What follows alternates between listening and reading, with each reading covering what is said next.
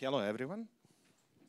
Welcome to BCSP discussion on pro-Russian sentiments with a very interesting title where we will discuss attitudes and perceptions of Serbian public towards Russia. But with such a great panel, we will definitely go into more details and more analysis of what actually that means for the Serbian foreign policy and what will be conclusions for the future when it comes to the Serbia-Russia relationship.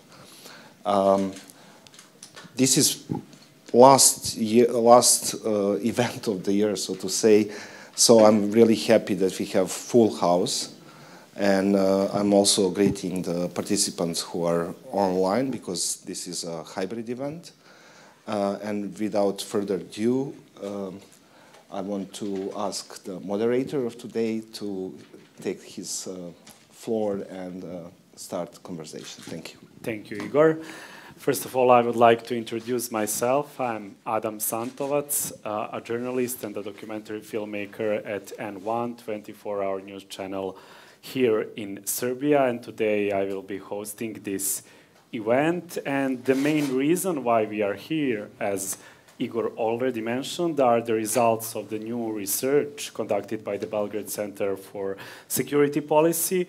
This fall, they conducted a public opinion survey, and based on this poll, the center produced two analyses regarding the Russian soft power is one analysis, and the second one is the Serbian public attitude toward the great powers and foreign policy partners. And the experts who are going to comment and to discuss those results and those analyses are Johanna Deimel. She is independent analyst for Western Balkans and Southeastern Europe.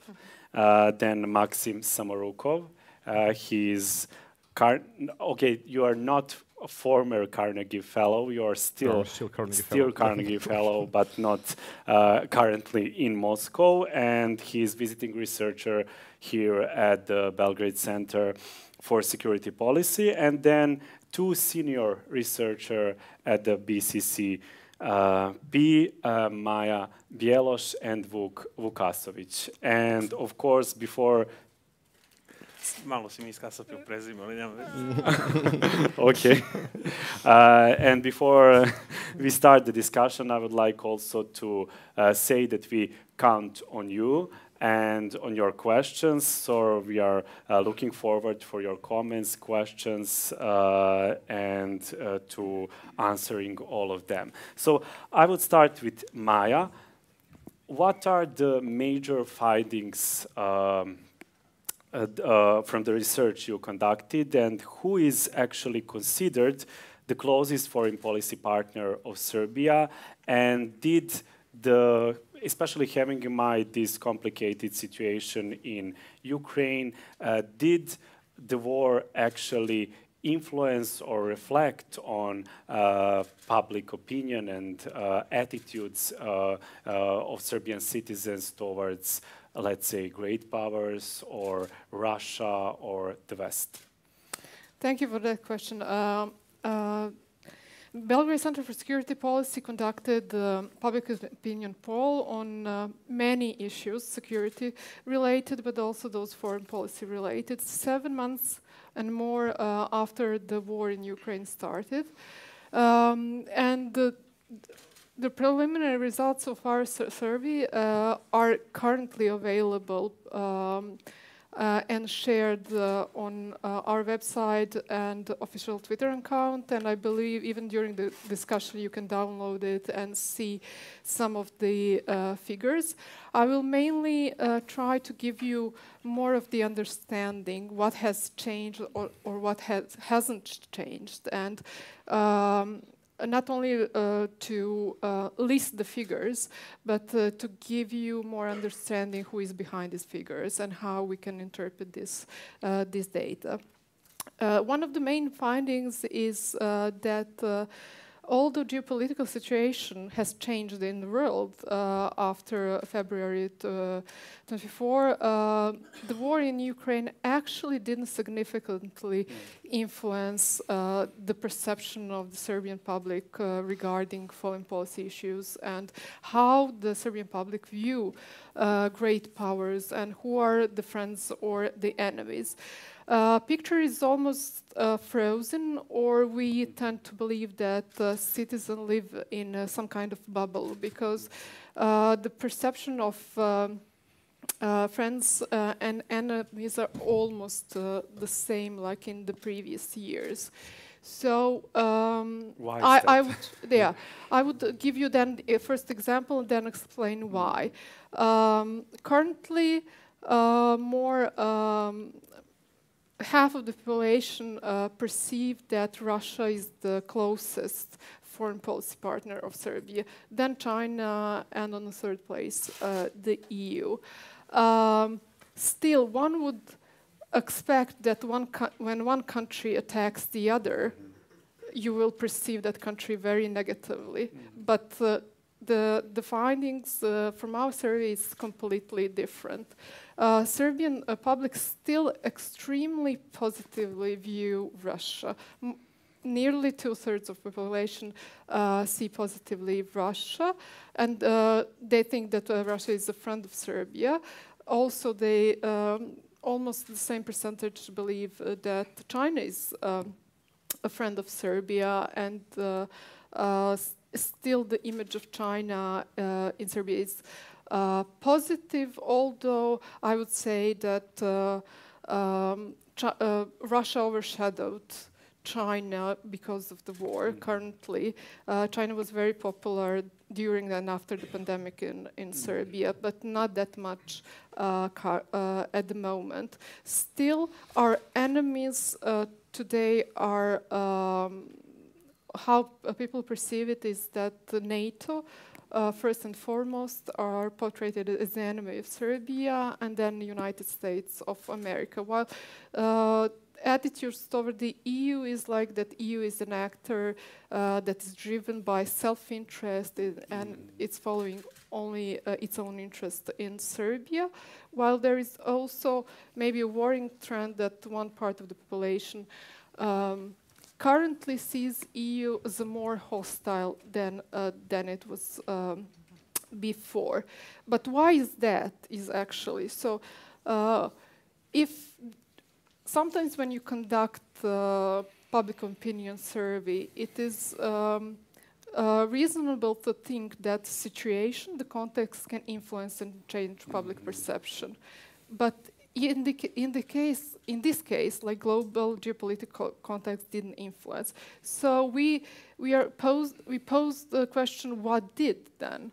And because we are not conducting this survey for the first time, but year after year, we are like repeating some questions, trying to measure the trend. And what we actually notice as a researcher is that year after year, like we are currently measuring the echo of political messages carefully crafted by the political ruling elites, and they are transmitted through the media. So the differences in views on foreign policies actually depend on which TV channel and media people watch. And I will give you several examples to actually understand how it looks like. We asked citizens why Serbia is still not an EU member, and the answers we got is actually that is because of the Kosovo status, because the EU is unwilling to enlarge, because of the unresolved bilateral issues in the region, and because of the state of democracy, corruption, and lack of reforms. But when we look more closely, is among those who tend to believe that EU is unwilling to enlarge and that Kosovo is reason why Serbia is still not in the EU, they watch national broadcast, meaning radio television of Serbia.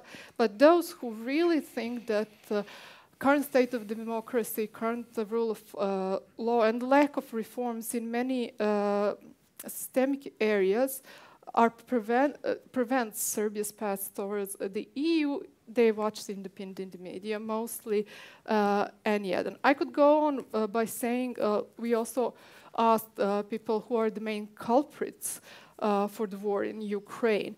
Those who watch independent media, they could identify Russia as the main responsible for this war. But those who watch Radio Television Serbia and TV Pink, the highest answer they provide is that Ukraine and the West, meaning mostly NATO and United States, are responsible for the war. This also goes, for example, if we try to measure public support for Serbia's NATO membership. Overwhelming majority is not for the membership in NATO. Still, difference is that those who are the biggest opponents, they watched national TV program. Those who incline more in favor of that small minority watched N1. But this is not the only factor that influences public opinion. Because what we found out is that actually some other factors such as age, education, income, and on some questions it's very important where do you live, in which region do you live, and are you female or men, can influence how you see the world and how you see foreign and security policy. And I would just give you the example about how people see the support of countries' EU membership. Because currently Serbia is divided on its membership into the EU, like 46% would support Serbia's membership in the EU, the same percentage will oppose it. But if we want to portray who are those who support and who are those who oppose, I would say in essence the EU memberships, then we behind these like figures get different image. Is actually more women, more younger generation, especially those from ages between 18 and 29 support, highly educated people and people who live in the region of southeastern Serbia, central and west Serbia, and those with higher incomes, if I fail to mention. While the biggest opponents of the EU are men, mostly above 50, from surprisingly Vojvodina and Belgrade, with mostly elementary education, lower income, below 400, 450 euros, that watch, then I mentioned, like different TV channels. So when we see the figures, we then realize that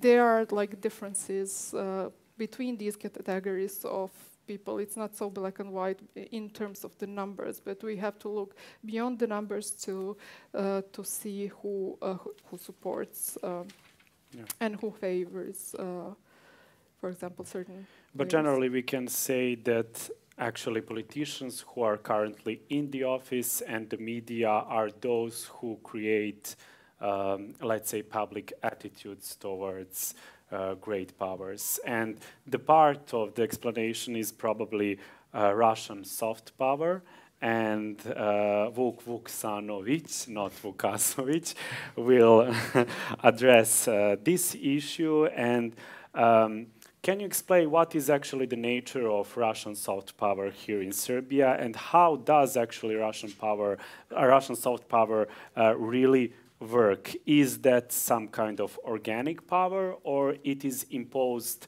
from Russia to people here in Serbia? Yes, thank you very much. Well, I mean, first I have to stress something. For the past several years, soft power has been one of the three remaining sources of influence that Russia has both in Serbia and the wider region of the Balkans.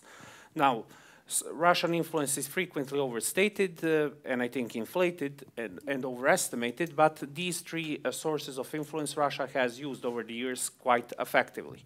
The first one is energy, the second is unresolved Kosovo dispute, and the third one is soft power, which manifests itself in the enormous popularity that Russia and its leadership has among swaths of the population, particularly here in Serbia. Now, of course, when we went for the soft power angle, based not just on the public opinion survey that the BCSP has conducted, but on another set of public opinion surveys, which was not Serbia-based public opinion survey, but actually the global public opinion survey, which was made available to us by the Open Society Foundation, we saw that when it comes to the representation of the pro-Russian narrative, Serbia is off the charts. So, I mean, it is not just the fact that the pro-Russian stance exists, it is the fact that Serbia is a global outlier compared to countries like Senegal, Indonesia, Turkey, Moldova. So, I mean, these are countries either which have powerful non-aligned traditions, or Turkey, which also has somewhat similar policy of balancing and playing Russian and West against each other. And of course, in Moldova, we are speaking about post-Soviet state with significant Russian community. But despite all of these differences, it is Serbia where this tendency to subscribe to the Russian point of view of the ongoing war is the most powerful one. And of course, this brings us to the nature of soft power.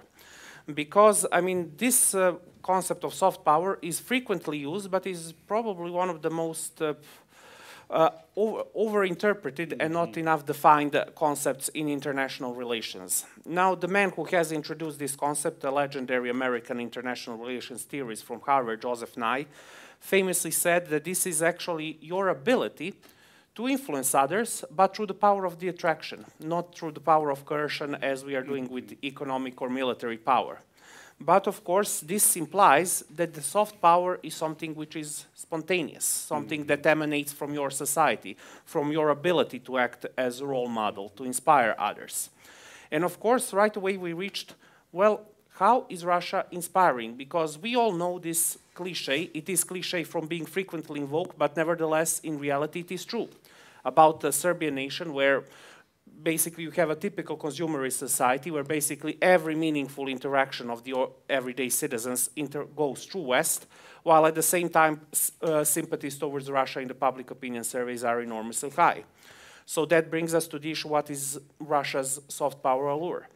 And here is the question. Russia is popular here not for what it is, but for what it is not.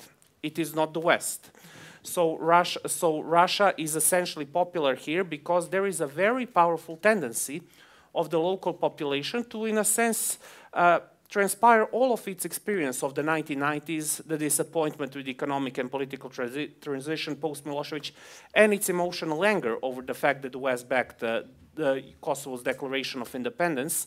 So Russia is sort of being perceived as a counterweight, as a savior, as a psychological relief, as a counterforce that counterbalance the West.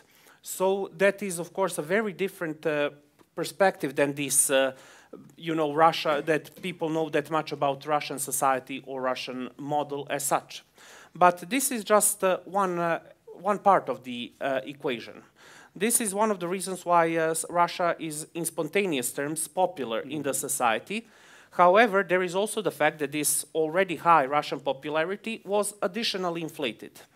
And this is the point where we have to stress, because Russian definition of soft power is very different from the American definition. The American definition, as I explained, is the idea that it is something spontaneous, while both Russian and the Chinese definition of soft power is that you can actually boost your soft power credentials through very deliberate and conscious state-driven strategies and state-driven policies. But even with that in mind, it is not, as we have stressed in this, it is not RT and Sputnik which have augmented this type of perception. I mean, RT has only opened its bureau now for the simple reason that its bureaus have been shut down everywhere else in Europe. And back in 2015, when there was an idea that RT will open its Western Balkans bureau, that idea was given up because they said, well, there is no purpose, this is not an attractive enough market. And even Radio Sputnik is not that much of a powerful vessel as most people believe. the main source of the, I would say, it is not even pro-Russian narrative, it is radical pro-Russian narrative, comes from the government-led media and the government-led tabloids. And I think that the reasons why this narrative was pushed is twofold. Number one is because the leadership simply believed, well, I can profit electorally by courting these already existing pro-Russian sentiments. And at the same time, I think that the second reason was that it can be very useful to leverage and blackmail the West. Because if the West believes that the pro-Russian forces are everywhere around Serbian leadership, and that President Vučić is the most moderate one, and that he can easily be overthrown by pro-Russian forces, then they are much more inclined to go easy on him, whether it is about Kosovo or about European integrations or about things which are happening on the home front.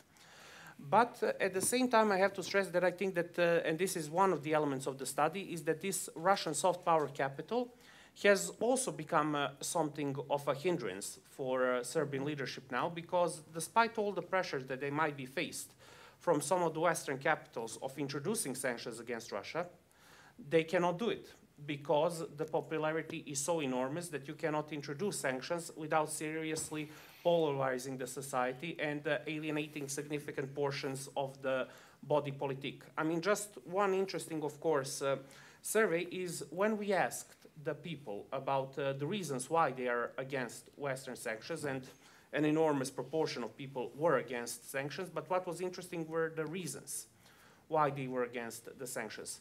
The majority of them were against the sanctions under the justification that Serbia experienced them in the 1990s. The second one were against the sanctions because they defied Russia as Serbia's greatest friends, and only the third spot was occupied by people who believed that sanctions should not be introduced against Russia because of the importance of Kosovo dispute. But this is, of course, a very paradoxical situation because, as I said, the majority does not want to introduce sanctions against Russia under the justification that Serbia experienced it in the 1990s, which gives, I think, additional punch to that argument that most Serbs admire Russia for the simple reason that they see it as a therapy to the traumas of the 1990s.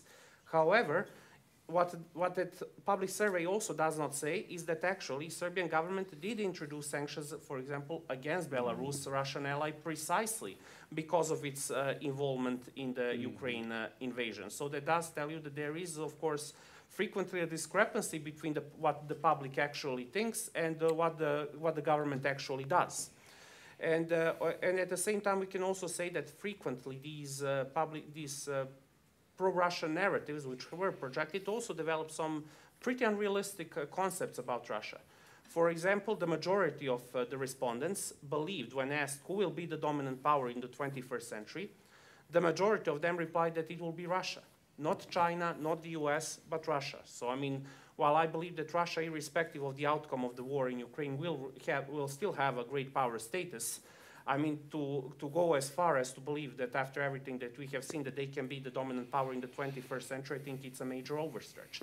But these are the perceptions which have been shaped. And I think that for the foreseeable future, okay, when it comes to that first mentioned pillar of Russian influence energy, we will see how it goes. I mean, both my colleague Maxim and I are now seriously considering whether Gazprom can continue to operate in Serbian market under the current condition and whether they can continue their ownership over NIS.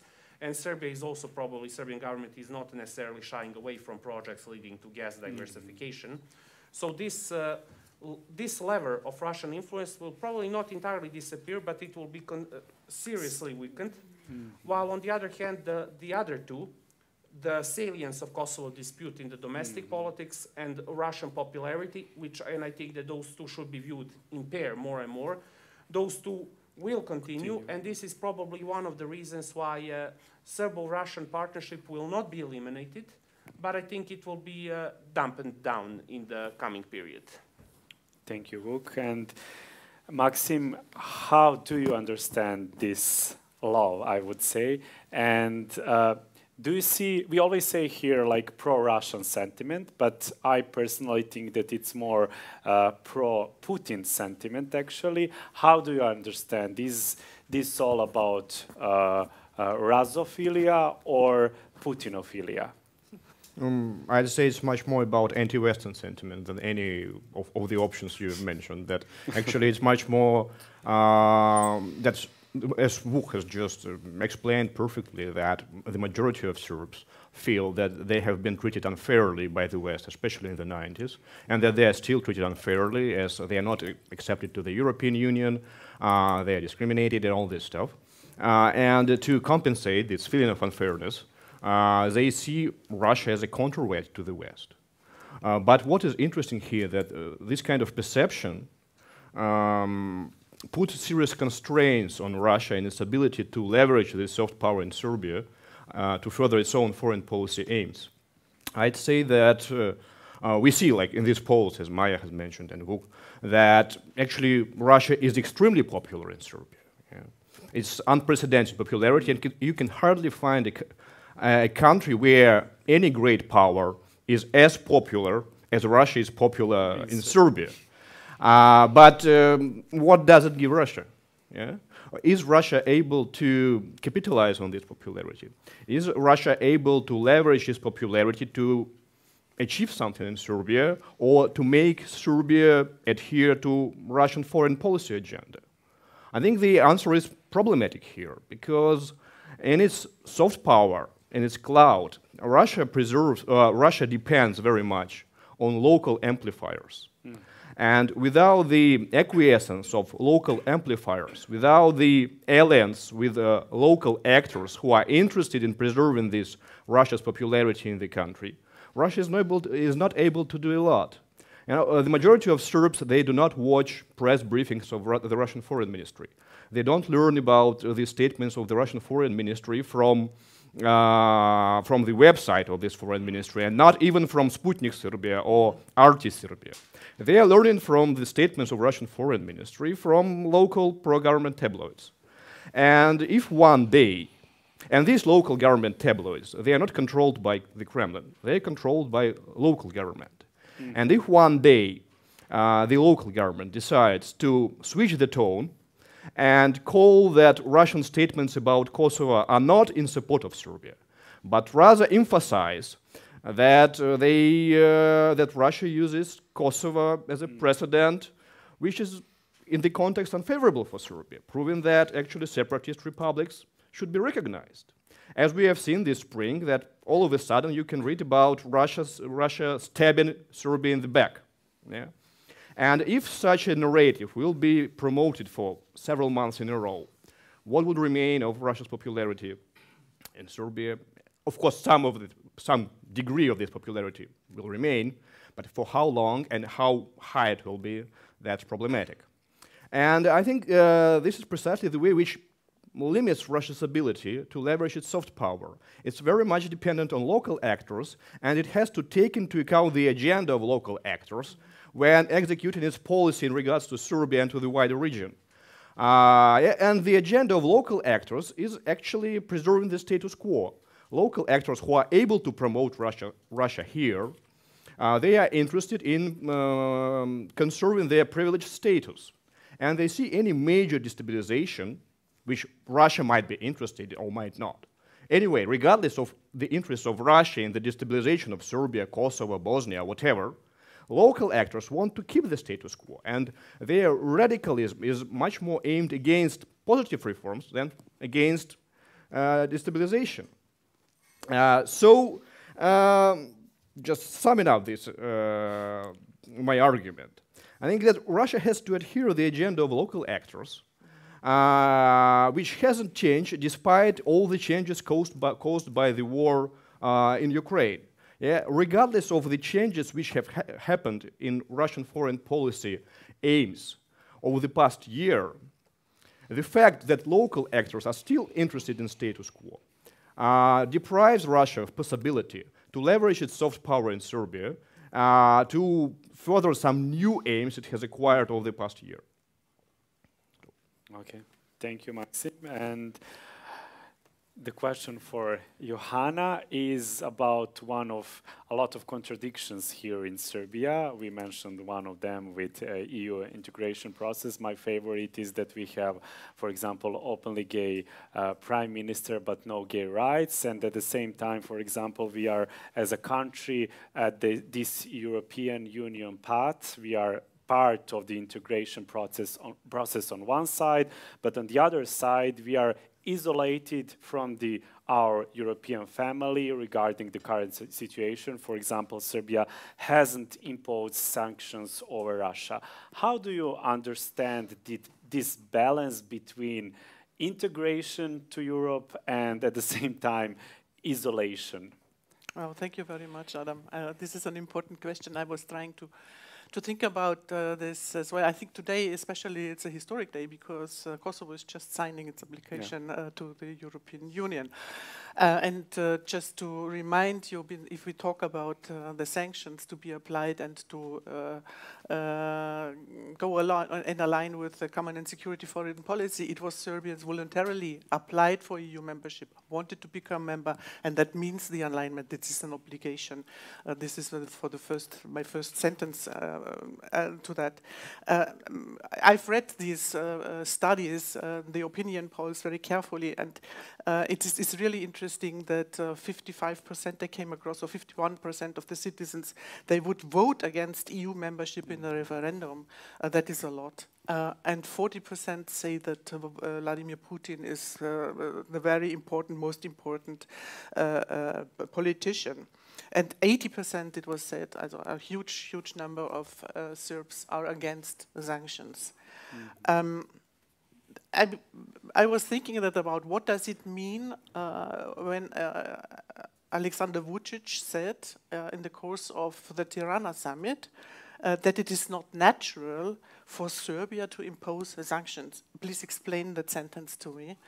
It becomes even more schizophrenic when he said in the closer of the Tirana summit, when he then said that Serbia, he said, did not agree with the conclusions, but he personally had not.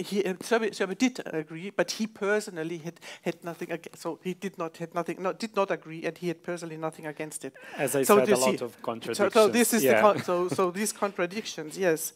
And I would say, if you really bet on Putin, you are on the losing track. I'm sorry to say that. You are going ahead for isolation. It's alone. It's internationally alone. Read the G7 declaration now. Serbia will lose its international prestige as well. It will pay a price for that, not joining. The Dutch parliament, for instance, just recently has passed asked for suspend the EU accession to Serbia for those who are not aligning. It was, of course, meant it was Serbia that was meant, and even visa liberalization was put at stake.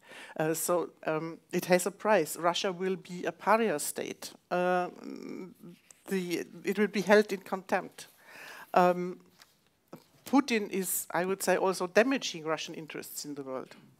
And I quote here Gabriel Escobar, who said Russia will not be a credible partner in the future, and Putin will not be a respected figure in the world. So betting on him is a losing bet. The war will weaken Russia economically. Even they can now compensate with some sort of parallel imports. But what is more scary is that it will technologically lose. So there will be a degradation. And does Serbia want then to tie itself on Russia, on a country that is degrading? So there is the Serbian economy is now completely integrated with the European Union. So as far, it's only a minimum. It's low, 3.8 exports and 5.2 imports from and to Russia. What I like very much is the sentence that it's no free lunch, no free dinner in international relations. So just now, recently we had the European Parliament's resolution which is on funds, on financial aids, on funds to Serbia if it does not align with common and security policy. And this means money makes the world go round. The European Union has been the fast largest donor the last 10 years. So foreign direct investment amounts about accelerated 16 billion of euro. And the financial aid for the Ukraine in the war and later for reconstruction will be enormous. So its funds and resources, they are limited. So it's a stark risk that Serbia will suffer consequences. My other point is that Putin and his clique, there will be clients to the international tribunals. And Serbia knows what it means to have a former state leader at war criminals. Then we have this unacceptable escalation of tensions of Kosovo. I'm sure we will come to that. But Serbia is taking it, and I have to say that it's also the Prime Minister from Kosovo, Albin Kurti, who had made these mistakes. It's not only to blame one side. But what Serbia now is doing is it wants to separate the north from Kosovo. And it's challenging EU. It's challenging even KFOR. And it's a dangerous saber rattling, I must say. Serbia is surrounded by NATO. And Bosnia and Herzegovina, the European Union, has stepped up its military presence. So this is, you're going either to integration or you isolate yourself to the very extent.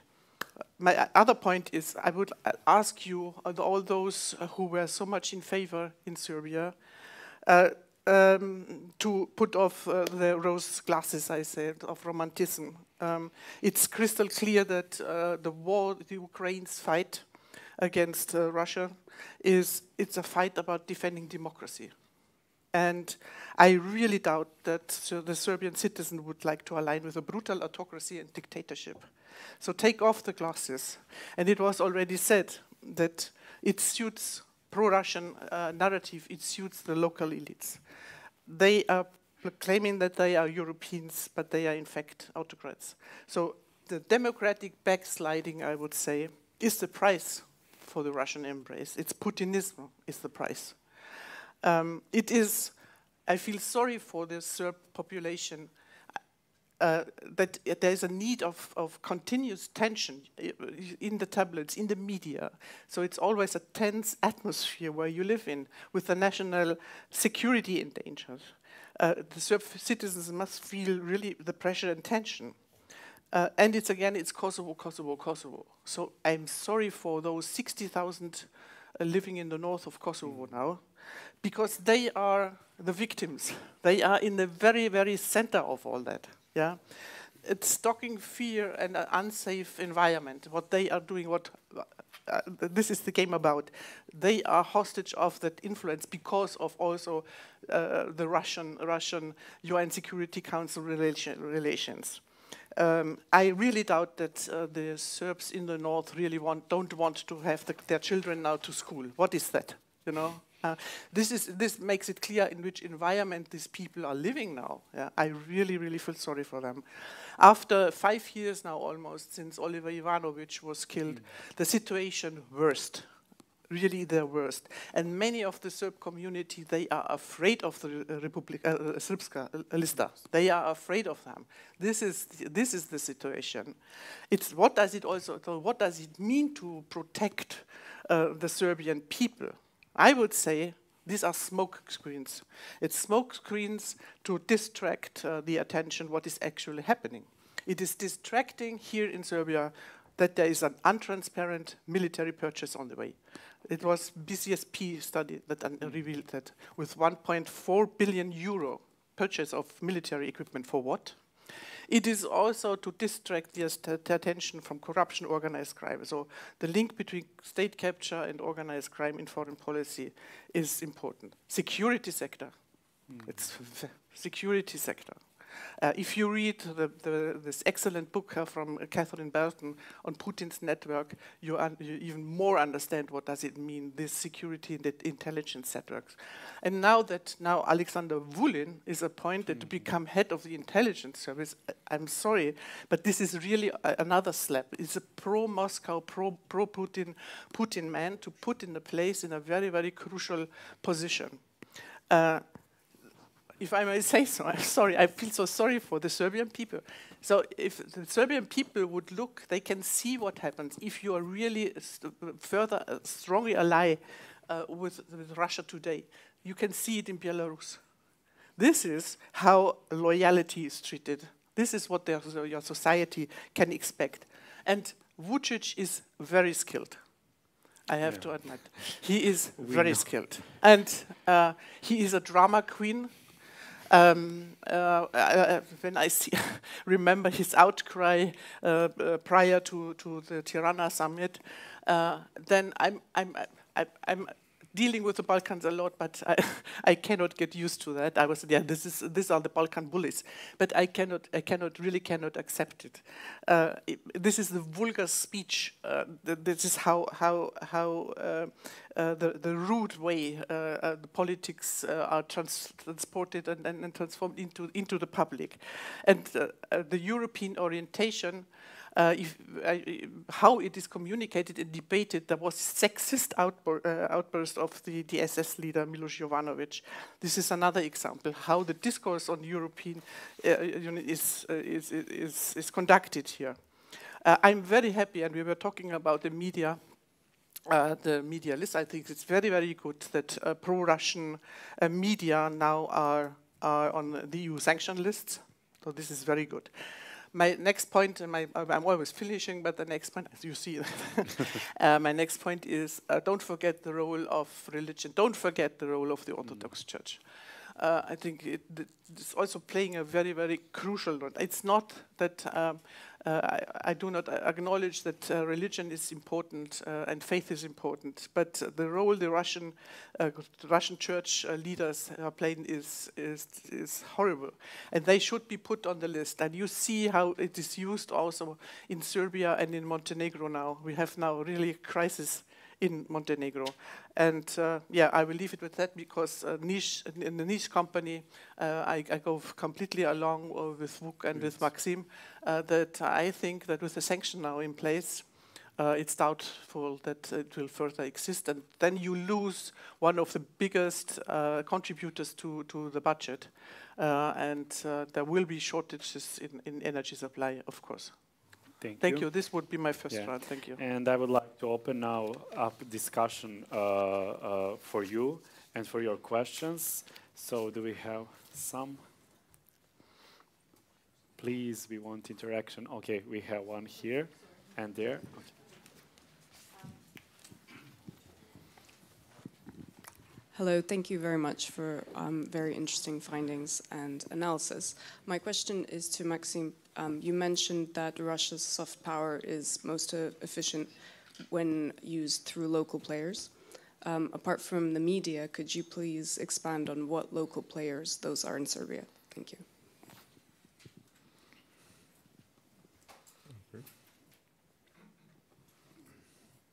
Okay, Maxim. I'm going to collect several questions, so just going one by one? Okay, no problem. Oh, I don't need a micro. Okay, sorry. And the local players, I mean, not only media, but first of all, the local politicians. Actually, you see that in Serbia, Russia is very much used as very often used as a golden standard of Serbian patriotism. And we see that many politicians, they compete with each other, trying to prove who is more pro-Russian. And they see this being pro-Russian as a proof of their Serbian patriotism, actually. Yeah, that what we have seen, for example, this spring, when a number of more rightist parties were able to get to the parliament simply by promoting, by taking a stronger pro-Russian stance than Vučić's Progressive Party was taking. Yeah. So I'd rather say that media are not that independent here in Serbia. They are quite dependent directly or indirectly on the authorities. And it's rather the Serbian authorities who are the most influential local players and the most influential, most effective promoters of the Russian soft power in Serbia. But this, again, I can add here that, this it has two sides. Yeah, that this dependency, yeah, that they are the most efficient promoters. It's how to put it that way. Actually, you know, it's very difficult usually to tell who is a pro-Vučić man and who is pro-Russian man here, because usually they combine it. But in a situation when, let's imagine a situation when Russia's interest and Vučić's interest, they diverge, and it's always unclear who's gonna gain the upper hand. Yeah? Will this institution, organization, or media adhere to the pro-Russian line, even and be ready to oppose Vučić? Or will it follow Vučić's line and be ready to oppose Russia? And in my perception, of course, it's a theoretical situation. I think in this situation, even Sputnik Serbia and RT will take pro-Vučić stance and will be ready to oppose Russia. Okay. We had one more question here. Yeah. Just two quick things. One, Vuk, if you could maybe expand on what you mean by soft power just beyond media. And then secondly, regarding pro-Russia opposition parties, how do you perceive their future? Obviously, three of them won 35 seats in parliament back in April. Do you see them as potentially growing, or do you think that just because of circumstances surrounding the elections in April, that was a one-time thing, and the pro-Western opposition will remain the main Western opposition, or whether we might even see the pro-Russia opposition take over as being the main opposition to Vučić and SNS in Serbia? Thanks. Well, I mean, as far as the soft power goes, I mean, yes, media are one of the channels. The second one, Maxim has also mentioned, which are the political elites. I mean, I think that probably the most powerful textbook examples of how Serbian leaders use this Russian soft power appeal to legitimize themselves domestically came in January 2019. Some of you may or may not remember Vladimir Putin's visit to Belgrade, which was, when it comes to the outcomes of this visit, quite unremarkable, but it was quite impressive for the simple reason that the government organized an impressive gathering of over, I think, 100,000 people in front of the Saint Sava temple, not far from here. And this was happening, of course, when the government was faced with massive demonstrations. So, in a sense, by embracing Russia and Putin in this particular case, the government also scored domestic points by saying, look, to the opposition, we are also capable of gathering people in the streets, although on an even greater number. So the political elites are also one of these channels of soft power. Of course, we can talk about social media, we can talk about, even the troll factories, and of course, although I think that this, as I said, we should also overstate those as well. But, and at the same time, there is also, of course, an issue of, one can also talk about Orthodox Church, although even there I would be cautious about labeling the Orthodox Church as merely an extension of its counterpart in Russia. I mean, they have the religious disputes either as, and as I said, I'm not a specialist in canonical law, I cannot speak with much authority, but even there they are much more local based, and Russia can kick in sometimes as a role model or some inspiration, but it's not just that they are a mere extension of their counterparts in Moscow. Now, as far as the pro-Russian parties are concerned, I mean, basically we never know exactly who are the so-called, among these pro-Russian conservative parties which enter the parliament. We never know which one of them are actually, so to speak, a loyal opposition of the ruling coalition, and which one of those are actually a true opposition to the ruling government. I do think that one of the reasons why, for example, Vučić is afraid, and I mean, this is, and I have to stress now right away, this dilemma is not necessarily just a product of Alexander Vučić. I mean, even when we had a left-center pro-EU government led by Democratic Party and Boris Tadić, we had somewhat similar, similar concern. I mean, I will tell you, when I did my research for my PhD, which was on Serbian balancing act between Russia and the West, I interviewed at that time a person who was very close to Boris Tadić, from his foreign policy entourage.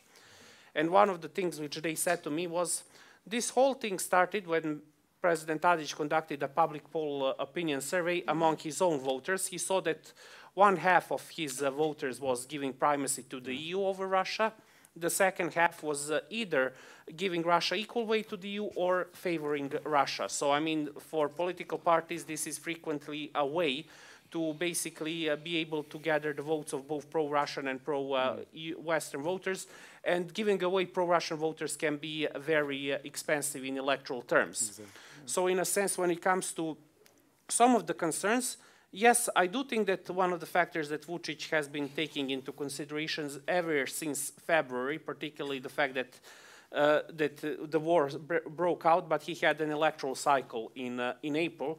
One of the reasons was, oh, if I do this, I may curry good favor with the West, but at the same time, will all of these other minor conservative right-wing parties also bite off a chunk of my electorate? And I mean, even if there are those political parties who may be more loyal to Vučić among those minor, but as we all know in politics, loyalty only goes so far. The clients are loyal up until the moment that they are not. So this is something, of course, which plays a major part, this party dynamics as well in shaping Serbia's balancing act between Russia and the West.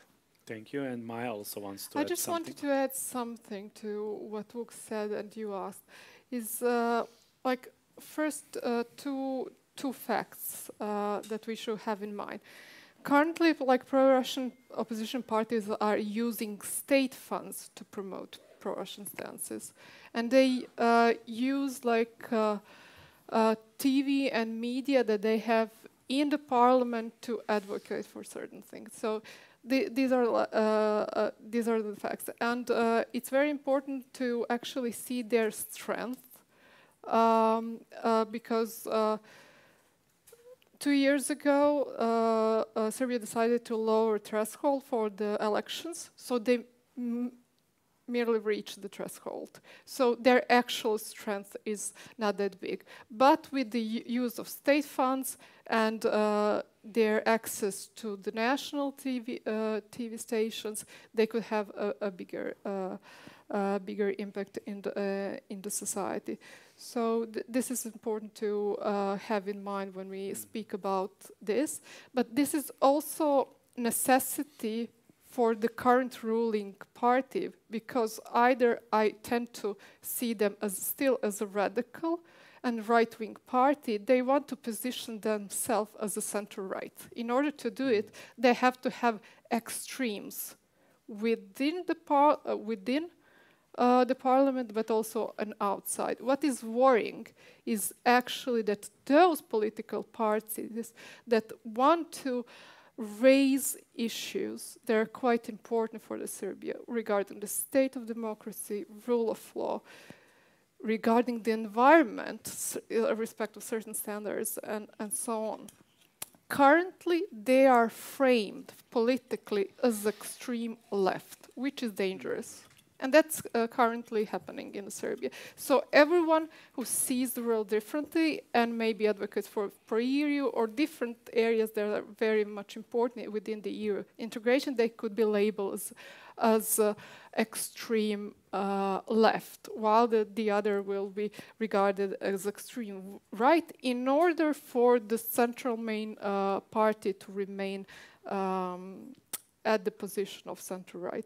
So this is currently happening, and that's why those, like, whether true, genuine, organic, I would say, pro-Russian parties are really, true, but regardless of this, they're the need of the ruling party. That's why they are there. That's why they have a stage to promote their pro-Russian stances. And even currently, we see that those who are so vocal against the EU are, for example, Miloš Jovanović, who has that kind of opportunity.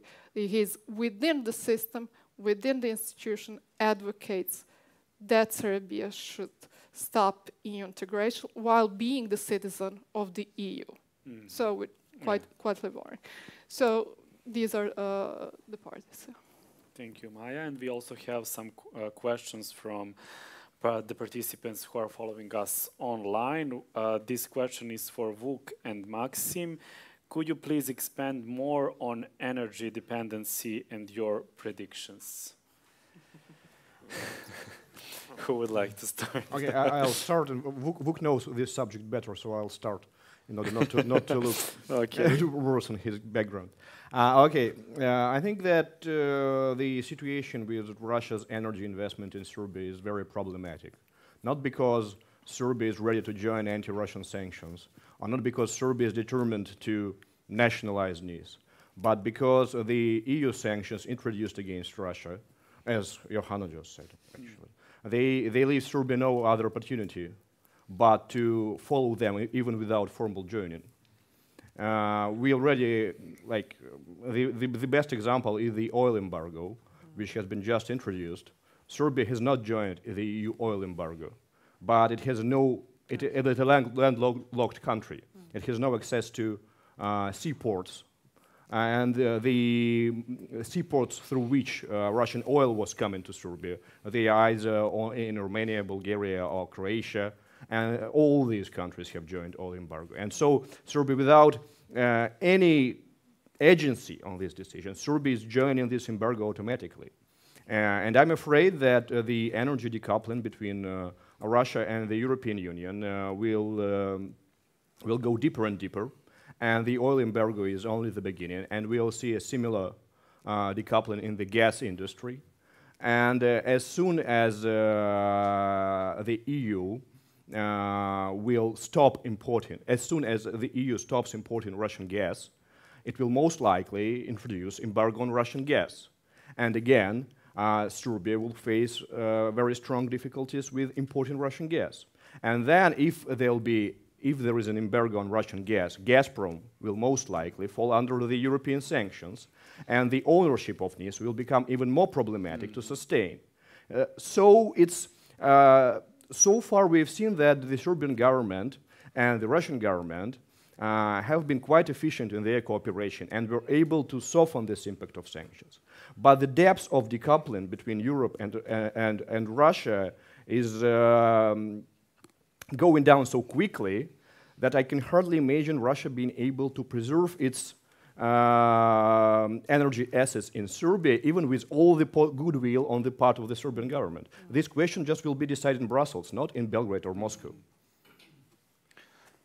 Well, I have to underline something, that I think that for the incumbent Serbian leadership, the issue of energy and energy dependence vis-à-vis Russia was, I think, something of a headache even before the war in Ukraine. I mean, that very first year, I mean, when Vučić ceased being the first deputy prime minister. Of course, 2 years before that, he was the first deputy prime minister, but everybody knew that he was the most powerful person in the country. But of course, when he became the prime minister in 2014, it became official.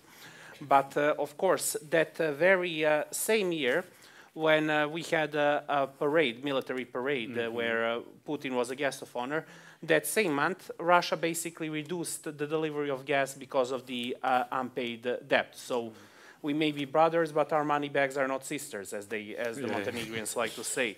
But at the same time, of course, we also should not forget that it was something of a shock to the system as well for Vučić, and that he was very angry about it. Of course, he blamed his predecessor. Some truth to it, of course, was the cancellation of South Stream pipeline as well. And at the same time, of course, last year in November, we had that visit to Sochi, November 2021, when Vučić had to visit Vladimir Putin and to discuss a 6-month gas price, a preferential gas price, because he needed a good gas price desperately, both for the heating season and for the electoral cycle that he was about to undertake in April. And I'm pretty confident that because the year 2020 was a very bad year for Serbo-Russian relations, we all remember those anti-COVID riots when the government tabloid accused Russia of organizing these riots.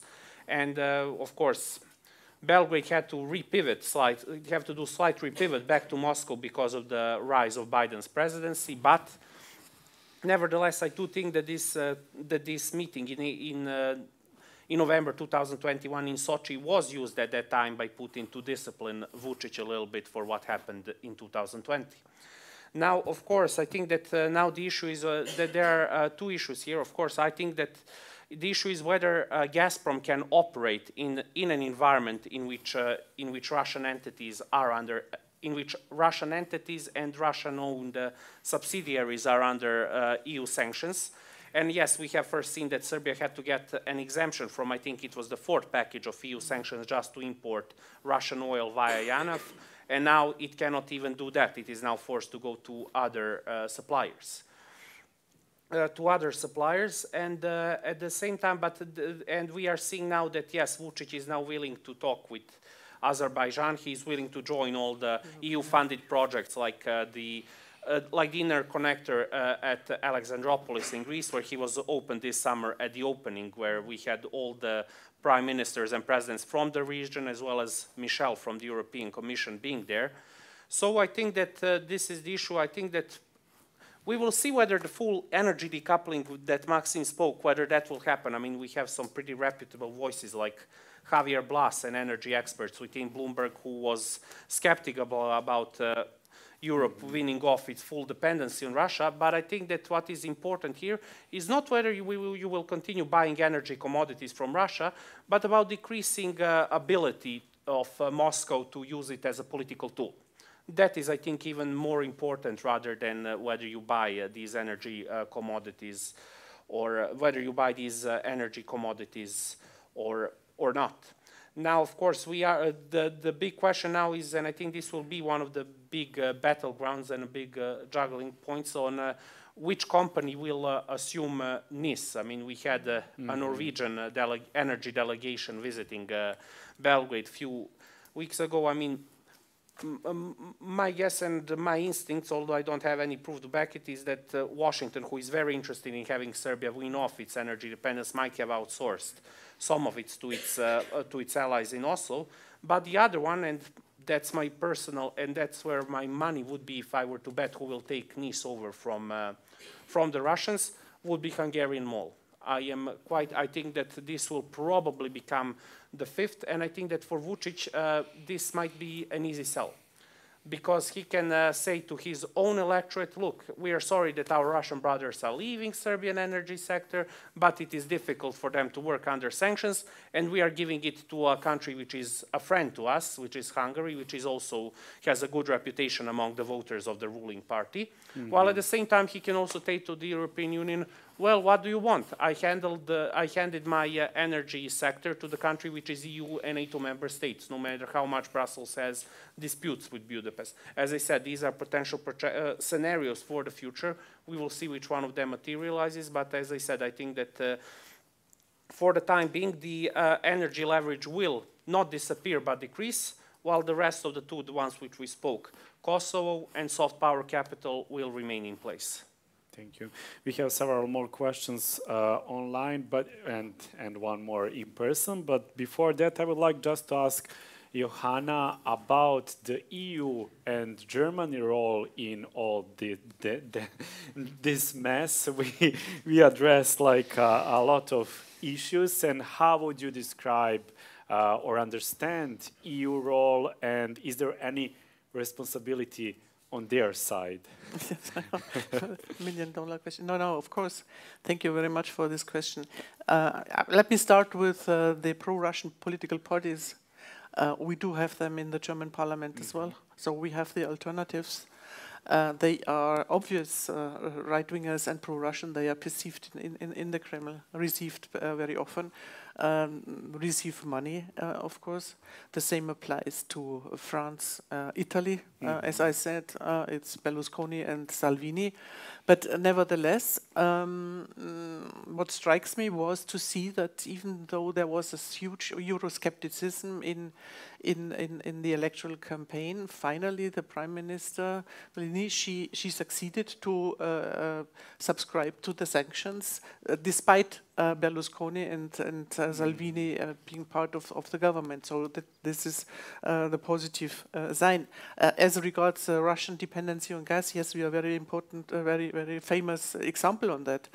Though this naive believing, I would say, that everything goes well if we have the trade and trade with Russia, there won't be any problems. So now we have to cope with this energy dependency and to substitute. And I think this could also be a big chance for Serbia now that it is pushed to the green agenda, to the to transformation of the energy sector towards green agenda and Green Deal, because it's also in our own interest that the climate change is here, so it will affect us. How difficult it is to get rid of to loosen the ties and the grips from Russian energy dependency and energy influence is Bulgaria, actually, where we see that they are kept in a constant political instability now since years. 2 years now they are trying to have a government. The pro-European government was toppled.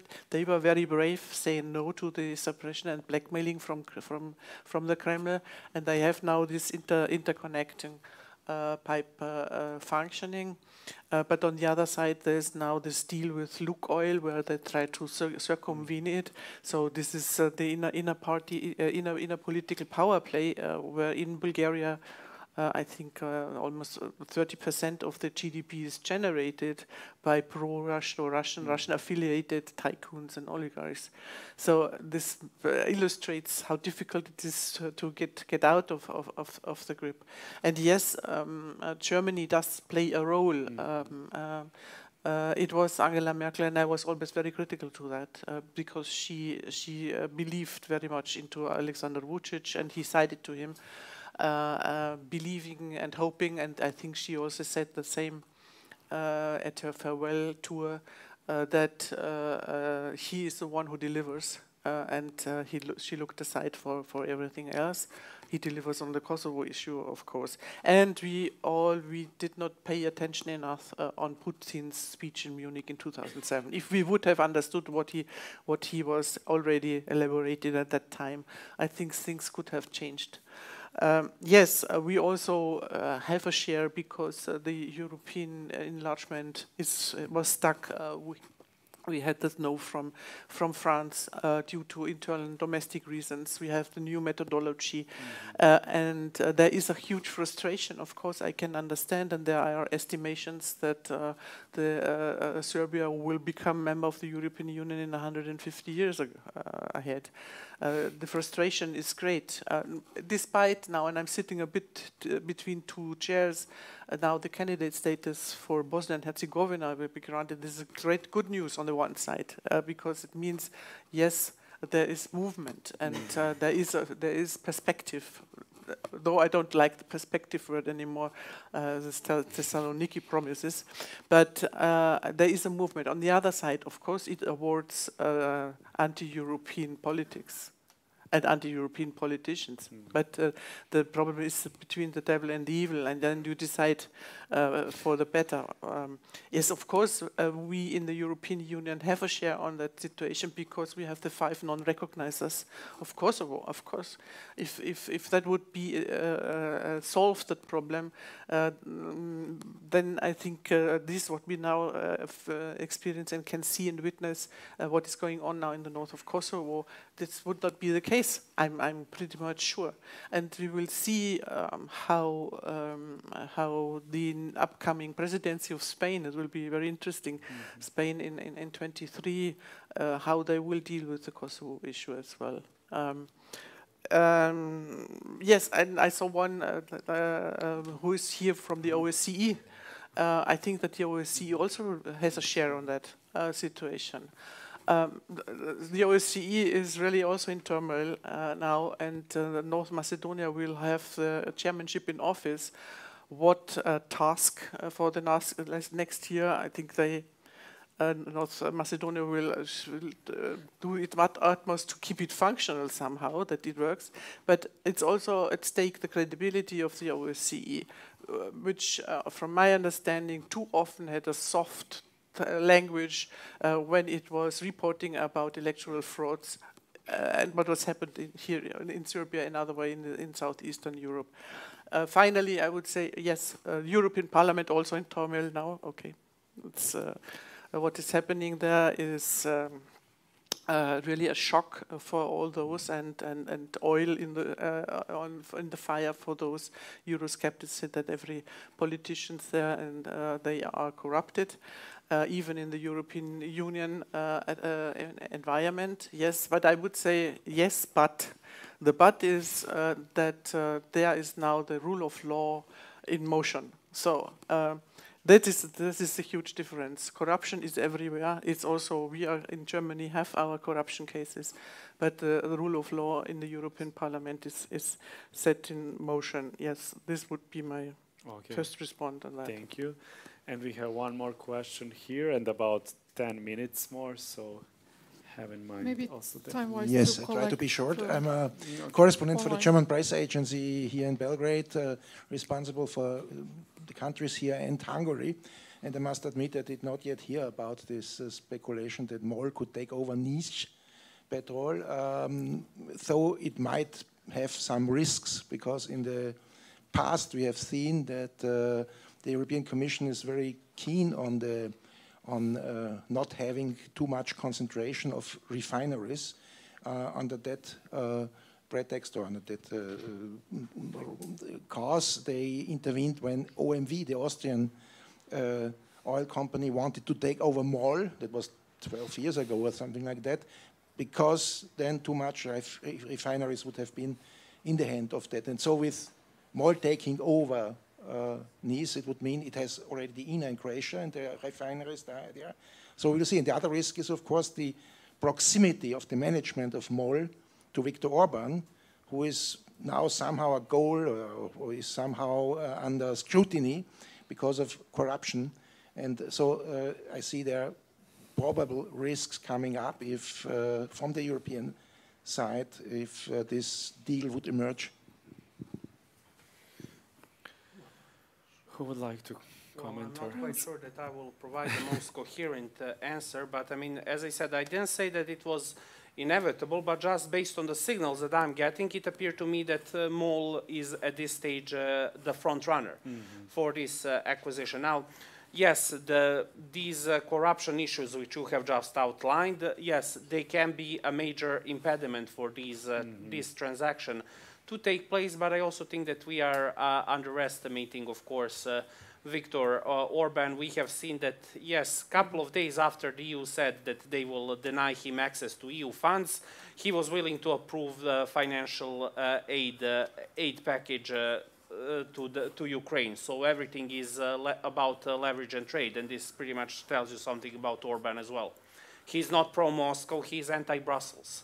That's a major difference on that point. But as I have said, and I have even been at last week at one gathering dealing with Serbo-Hungarian partnership, I mean, I think that at this stage in time it appears that Hungary might be a cheapest way out for the Serbian leadership out of its current predicament, because at this moment in time you have essentially four cohesive factors in the Serbo-Hungarian partnership. Partial ideological compatibility of the ruling elites, the idea that you need an ally whenever you're faced with some heat from Brussels. Third, cooperation on the migration front. And four, the status of Hungarian community in Serbia. And now it appears to me that energy, and not just because of the issue whether MOL will take over Nice, it is also an issue that they are talking about a joint oil pipeline to decrease Belgrade's dependency on import of oil via the Croatian JANAF pipeline. Also the issue that Hungarians are considering of giving Serbia 15% stakes at some of their nuclear power plants. And based on these signals, if all of this comes true, and it appears to me that there is strong political will in both capitals that it will, I expect that probably energy will be added to the list as the fifth cohesive factor in that partnership. Okay, thank you. And I will read two more questions that we have from our online participants. First one is, I'm speaking from Paris, France, and I would like to know if there is a refined perception on what Serbian public opinion think of EU member states and the UK. What are their perception of Germany, Austria, Sweden, the many country of destination for Serbian immigrants? And the second question is, having experienced bombing themselves, to what extent does the Serbian public display any sympathy for Ukrainian civilians? Good Maybe point. Maja can comment on this, or We haven't, this year we haven't measured public perception towards the all member states, so we don't have that kind of data. We only choose great powers and some regional powers, because we wanted to actually see public perception about Hungary, for example, because we have seen that Hungary became one of the most important economic partner of Serbia, and that friendship that was promoted through the media reach the public, so public more positively view Hungary now than it did before. So it had effect, but we haven't measured like public perceptions, like going through all 27 EU countries, also the UK. When it comes to the sympathy, we haven't like measured that, but what we actually posed as a question relates to the questions of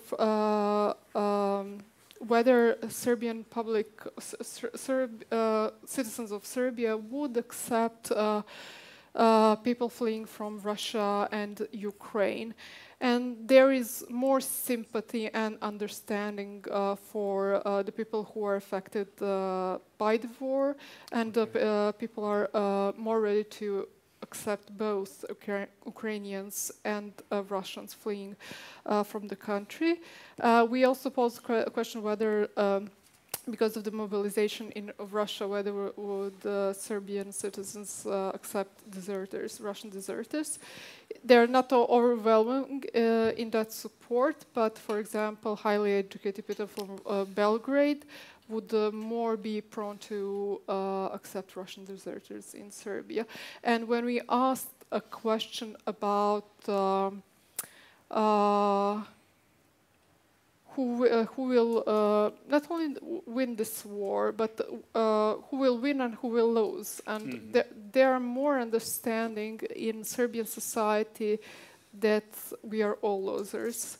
That there is no whoever like wins, there is no like winning side. But there, I believe that society understands that at large war affects the population, but affects us all, so they then perceive it in that way. So I didn't respond on sympathy, correct, but there is like understanding in society about the war and what is going civilians, on. Yeah, and civilians. Okay, thank you, Maja, and thank you, everyone. I would like to conclude this discussion. Both analyses are available online at www.bezbednost.org, so you can like read and discuss in your societies more about that. Thank you. Thank you.